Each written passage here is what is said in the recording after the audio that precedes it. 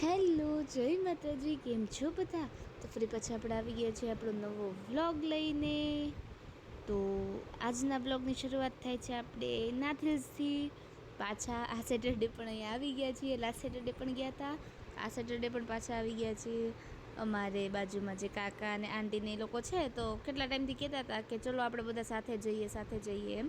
તો ગયા વખતે ખાલી અમે 4 અને અમારા રિયાબા અમે એટલા જ આવ્યા હતા. આ વખતે બધા સાથે આવ્યા છીએ, એટલે જો મસ્ત બધા એન્જોય કરતા હતા. અને લાસ્ટ ટાઈમ કરતાં આ ટાઈમ વેધર જોરદાર હતો, કેમ કે વરસાદ થતો હતો, જોઈ શકો છો તમે.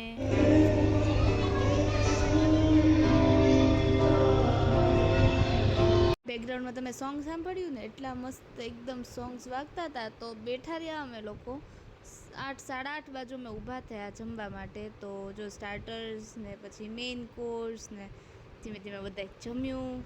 તો સામે અમારા કાકા જે બાજુમાં રહે છે એ ને એમનો દીકરો કુલદીપ બે હતા, મારા બાપુજી, ભાઈ, વીરાબા, પપ્પા. આ સાઈડ અમે બધા બેઠા હતા.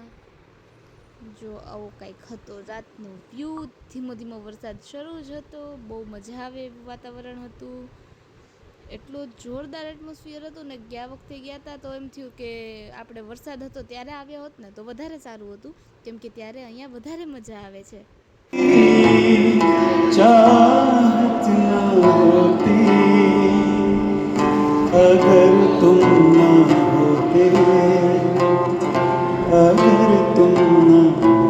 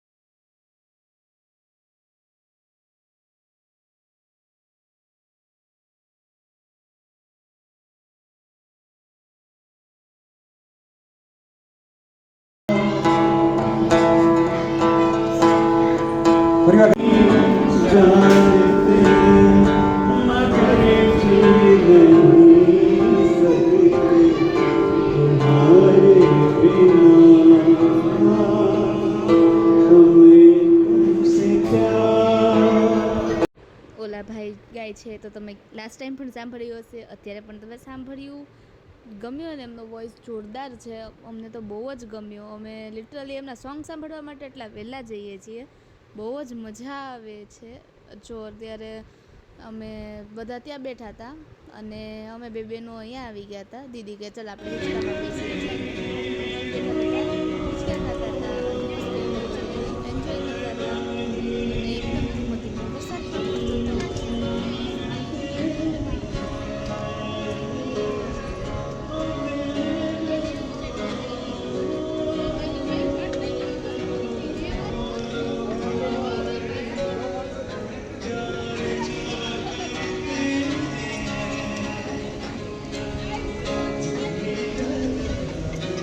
પછી આપણે 9:30 સુધી બેઠા હતા.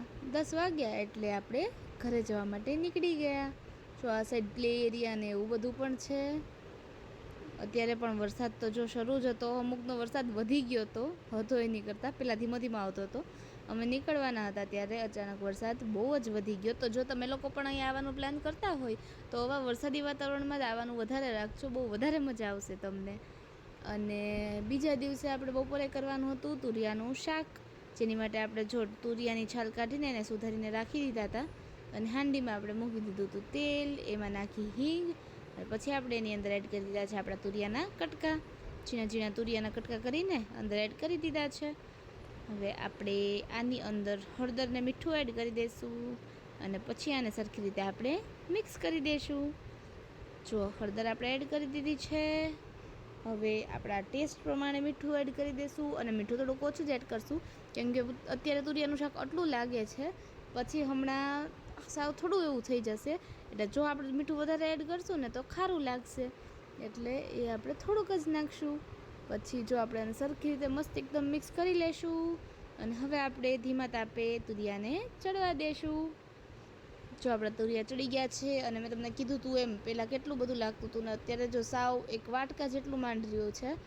પછી જો આપણે એની અંદર એડ કરી દીધું છે આપણું ખાંડેલું મરચું, લસણવાળું આપણું જે ખાંડેલું મરચું આવે છે એ એડ કરીને સરખી રીતે આને આપણે મિક્સ કરી દીધું છે.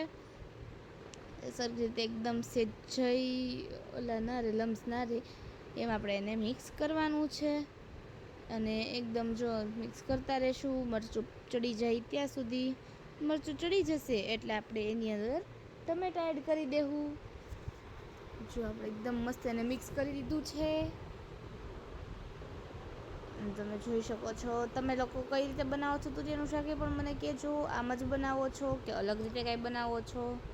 આપણું જો મરચું ચડી ગયું છે એટલે હવે આપણે એની અંદર ટમેટા એડ કરી દઈશું, અને ટમેટા એડ કરીને આને સરખી રીતે મસ્ત એકદમ મિક્સ કરી લેશું. અને હવે આપણે થોડી વાર માટે ટમેટાને પણ ચડવા દઈશું. ટમેટા ચડી જાય એટલે આપણું શાક થઈ જશે રેડી. જો એકદમ આવી રીતે મિક્સ કરતા રહીશું, અને અહીંયા આપણા ટમેટા પણ ચડી ગયા છે. જોઈ શકો છો તમે આપણું શાક કેવું મસ્ત એકદમ રેડી થઈ ગયું છે. યમી યમી. આમ અમે બનાવીએ છીએ તુરિયાનું શાક. સાવ થોડું એવું પાણી નાખશું, બહુ ઝાઝું નહીં નાખીએ, અને આને સરખી રીતે ઉકળવા દઈશું. રસો આપણે બહુ નથી કરતા, વધારે કરીએ છીએ પણ એકદમ ઓછો, એટલે પાણી અડધા ગ્લાસ જેટલું માંડ નાખ્યું હશે એ નાખીને આપણે હવે આને ઘડીક વાર માટે ઉકળવા દઈશું. અને હા, મીઠું એકવાર ટેસ્ટ કરી લેશું, જો ઓછું લાગે તો થોડું વધારે એડ કરશું. અને હિંડોળા શરૂ થઈ ગયા હતા એ આપણને ખબર હતી નહીં, કેમ કે હમણાંથી કાંઈ કોઈના સ્ટેટસ જોવાનો ટાઈમ રહેતો નથી. તો આજે ખબર પડી તો મેં કાઢ્યો અમારો હિંડોળો. હિંડોળો એટલો બધો સારો નથી, બાજુવાળા આંટીએ મંગાવી દીધો તો કાંઈ ખ્યાલ નહોતું. તો જો એને આપણે જૂની સાડીની જે લેસ આવે એનાથી ઉપર કવર કરીને આગળ જૂના તોરણની ટંકોરી હતી એ લગાડી દીધી, બધી ઘંટી, અને સાઈડમાં જો ફૂલથી આજે ડેકોરેશન કર્યું. આજે ઉતાવળમાં ખાલી ફૂલ લગાવી દીધા છે આપણે, બાકી હવે કાલે કંઈક યુનિક કરશું જે હું તમને દેખાડીશ. અને જો આપણે આપણા કૃષ્ણ ભગવાનને બેસાડી દીધા છે, નાના કાનાને બેસાડ્યા છે કેમ કે મોટા છે એ આમાં આપણે એમને બેસાડીએ તો સરખા રહેતા નથી, નમી જાય છે. એટલે બસ that's it for today's video. Please video ગમ્યો હોય તો લાઇક, શેર અને સબસ્ક્રાઈબ કરજો. Thank you for watching. Bye bye. જય માતાજી.